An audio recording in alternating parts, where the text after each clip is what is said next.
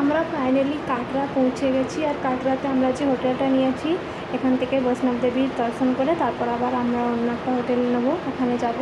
তো এখন যে হোটেলটায় আমরা আছি সেটাই তোমাদেরকে দেখাচ্ছি, চলো দেখো। এটা হলো আমাদের বাথরুমটা খুব বড়। আর এই হচ্ছে আমাদের রুম, দুটো বেড আছে আর টিভি, দুটো ফ্যান আর এসি আছে। চলো, এখানে একটা ড্রেসিং টেবিলও আছে, এই দেখো।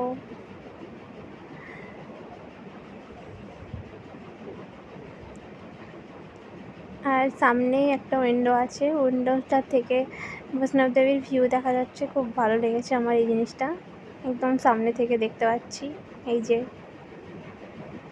তো তোমাদের কেমন লেগেছে রুমটা অবশ্যই কমেন্টে জানিও। দেখা হচ্ছে পরের ব্লগে। ভিডিওটা ভালো লাগলে অবশ্যই লাইক কমেন্ট করো। বাই।